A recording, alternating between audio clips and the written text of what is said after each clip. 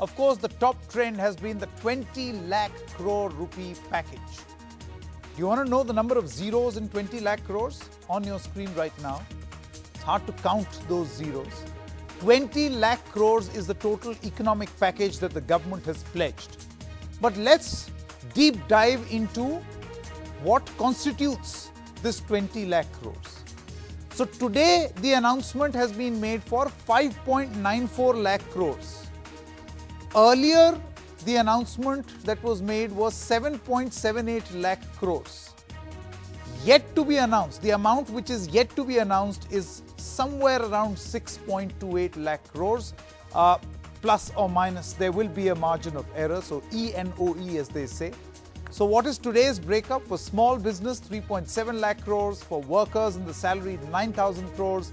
NBFCs, 0.75 lakh crores, the power sector 90,000 crores, tax relief of 50,000 crores. All of that has been announced today. Now what was announced earlier, it's very, very important for you to know. The government pumped in 2.04 lakh crore rupees, which is part of the 20 lakh crores. And the RBI has also provided relief of 5.74 lakh crore rupees. This has, by the way, already happened. So we have already exhausted more than 50% of the 20 lakh crore rupees that were pledged. Day one is over. Now let's deep dive into all the information, the news as well as the news fine print, the announcement and the announcement fine print after day one of the announcements. So announcement number one, a 20 lakh crore package. So the moment we go into the fine print, we realize, and there's nothing wrong, this is just the fine print. The government says that this is 10% of the GDP. So when you look at the fine print, the previous relief and announcement today account for almost 12 lakh crore rupees, which is 60% of the amount that the government says that it will invest has already been done. Today, 60% is over. Now, any future announcement will be for the remaining 40%. How will the 440 million unorganized workforce benefit from the remaining 40% that is yet to be announced is going to be the most important question. Let's take a look at the next announcement. Collateral-free automatic loans for MSMEs being hailed as a big announcement. Let's now take a look at the fine print. So the announcement also says that the loans will be up to 3 lakh crore rupees. It's a huge announcement. The fine print. This is additional special loan with no collateral.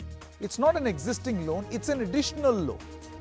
The loan for existing MSMEs will also have a 1-year moratorium period, which means for 1 year you can relax. You can pay after a year.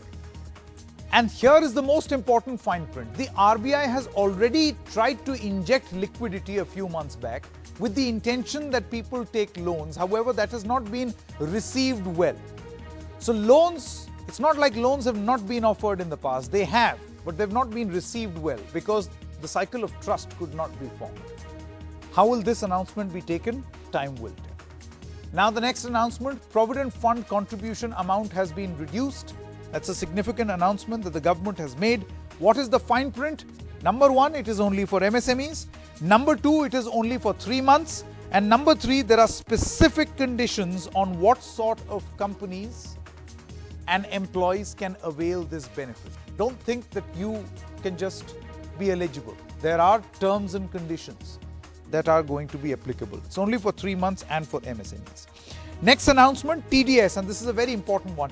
TDS amount to be reduced by 25% of the existing fares. Now, anyone who's an employee would be thinking, my tax rate is going to come down, I may get more salary. Well, the fine print over here is significant. This is for non-salaried specified payments. It's not for employees on the payroll. It's for non-salaried certified payments. Employees on payroll of a company will not be eligible for this rebate, for this discount, for this relief. Now, other information that we have is that these payments are for contractual work, professional fees, commission, brokerage, and only interest and rent. All of this is going to be eligible. it's not going to be eligible for, you're not going to be eligible if you're a normal employee on the payroll of a company. And very importantly, this reduction is only for one financial year. One. It will end on the 31st of March 2021. It's not going to stay forever. Last announcement, force majeure. This is one clause. Anyone who's bought a house ever would see that in your contract you've got this one very irritating word called force majeure. Finally, this word is now applicable in the real estate sector. What does it mean? The real estate sector can consider Corona lockdown period as an act of God, forces beyond their control. And thus all provisions of force majeure can now be used. There is a commitment to the contract which can be deferred with a 6-month grace period. This is the fine print which is very, very important for you to know.